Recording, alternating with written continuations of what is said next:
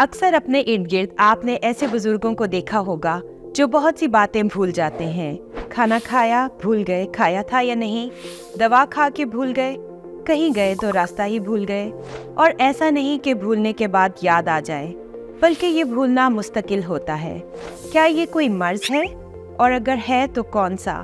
اور اس کی عام علامات کیا ہیں؟ ڈیمینشیا یا جو نسیان کا مرض ہے، اس کی جو سب سے کامن جو ٹائپ ہے دنیا بھر میں، وہ الزائمرز ڈیمینشیا ہے۔ کامن علامات ہیں وہ یہ کہ مریض جو ہے وہ بھولنے لگتا ہے، اس کی جو قوت فیصلہ ہے وہ متاثر ہوتی ہے، یا وہ بار بار چیزیں ریپیٹ کرتے ہیں یا ایک سوال بار بار پوچھتے ہیں، رات کو جاگتے ہیں دن میں سو جاتے ہیں، غصہ زیادہ کرنے لگتے ہیں، یا بعض صورتوں میں پھر آگے ان کو چلنے میں مشکل ہوتی ہے، ان کا پیشاب کا کنٹرول، کچھ کنڈیشنز ایسی ہوتی ہیں ڈیمینشیا کی کہ جن میں ان کا پیشاب کا کنٹرول بھی متاثر ہوتا ہے۔ مرض چاہے جسمانی ہو، دماغی، یا اس کا تعلق اعصاب سے ہو، ہر مرض کی کوئی نہ کوئی وجہ ضرور ہوتی ہے۔ الزائمرز کا مرض اعصاب اور دماغ کو متاثر کرتا ہے۔ کیا بڑھتی ہوئی عمر کے علاوہ اور بھی وجوہات ہیں جو اس مرض کے ہونے کا باعث بنتی ہیں؟ کیا ان وجوہات کو کنٹرول کر کے مرض کو روکا جا سکتا ہے؟ سب سے کامن جو ایک وجہ ہے ڈیمینشیا کی یا الزائمرز ڈیمینشیا کی، وہ بڑھتی عمر ہے۔ یعنی یہ بڑی عمر بڑھنے کے ساتھ ساتھ ہوتا ہے۔ بہت سے انوائرمنٹل فیکٹرز ہیں، بہت سے جینیٹک فیکٹرز ہیں۔ اب ہمارا لائف سٹائل جو ہے وہ بہت کاؤنٹ کرتا ہے۔ جن لوگوں کو بلڈ پریشر، شوگر، یا جیسے کہ اب ہم واک نہیں کرتے، ہماری فزیکل ایکٹیویٹیز نہیں رہیں، تو یہ سارے جو برے لائف سٹائلز ہیں یہ الزائمرز کے اور ڈیمینشیا کے رسک کو بڑھا دیتے ہیں۔ جن لوگوں کو زندگی میں کسی ٹریفک ایکسیڈنٹس وغیرہ کی وجہ سے ہیڈ ٹراما ہوا ہو تو ان کو آگے ڈیمینشیا ہونے کا رسک ہوتا ہے۔ علاج کی کامیابی کا انحصار مرض کی بروقت تشخیص پر ہے، لیکن کیا الزائمرز کے علاج میں بھی بروقت تشخیص کا کوئی کردار ہے؟ اس کے علاوہ تشخیص ہونے کے بعد علاج کے لیے کیا طریقے استعمال کیے جاتے ہیں؟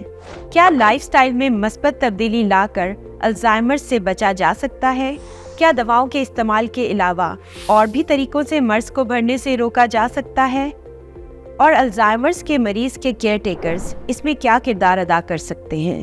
تشخیص کے لیے سب سے امپورٹنٹ جو ہے وہ ظاہر ہے کہ اس کا کلینکل ہسٹری ہے۔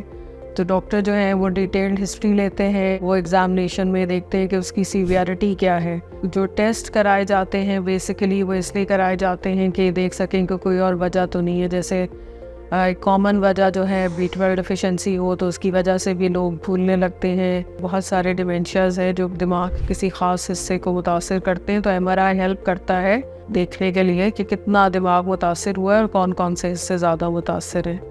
کچھ نیورو سائیکیٹرک ایویلویشنز بھی ساتھ میں کرائی جاتی ہیں تاکہ یہ دیکھیں کہ ساتھ میں اور ڈیمینشیا، ڈپریشن یا مریض کو اور موڈ چینجز وغیرہ تو نہیں ہیں۔ کچھ میڈیسن ہیں جو کہ ڈیمینشیا کے پیشنٹس کو ڈپینڈنگ کہ ان کو کس ٹائپ کا ڈیمینشیا ہے، مائلڈ ہے، ماڈریٹ ہے، سیویئر ہے، اس کے حساب سے دوائیاں دی جاتی ہیں جو کہ مریض کی علامات کو بہتر کرتی ہیں۔ تو ہیلدی لائف سٹائل اپنانا جو ہے وہ بہت ضروری ہے تاکہ ہم ڈیمینشیا کے ہونے کے رسک کو کم کر سکیں، اور اگر وہ ہے تو اس کو بہتر کنٹرول کیا جا سکے۔ گھر میں جو ان کو سپورٹ سسٹم دینا ہے اس کو پہلے سے پلان کرنے کی ضرورت ہے۔ شفا انٹرنیشنل میں جو نیورولوجی ڈپارٹمنٹ ہے، اس میں ہمارے پاس تشخیص کے جو طریقے ہیں، MRI اور بلڈ ٹیسٹ اور جتنی اور جدید ٹیسٹ ہیں وہ سارے موجود ہیں۔ اور ٹریٹمنٹ کے حوالے سے نہ صرف یہ کہ ہم میڈیسنس وغیرہ ساری موجود ہیں، اس کے علاوہ کوآرڈینیٹڈ اور ملٹی ڈسپلنری اپروچ ہے جو کہ ہم پیشنٹ کو دیتے ہیں تاکہ اس کی تمام جو ضروریات ہیں ہر طرح کی وہ پوری ہو سکیں۔ اس کے علاوہ شفا میں جو ہے وہ ایلڈرلی کیئر پروگرام بھی شروع کیا ہے، جس میں کہ جو بزرگ لوگ مریض ہیں اس طرح کے جن کو ڈیمینشیا کیا ہے تو ان کو اگر ہوم کیئر بھی چاہیے ساری، جس میں ہوم سپورٹ ہے، اگر ان کو ریہیب کی ضرورت ہے، ان کو گھر میں دوائیوں کی ضرورت ہے، تو وہ پورا ایک کمپلیٹ کمپریہنسو پروگرام ہے جس سے کہ ان کی تمام جو ضروریات ہیں ان کو ایون گھر بیٹھے وہ سارا ان کی ہم اس میں ان کی مدد کرتے ہیں۔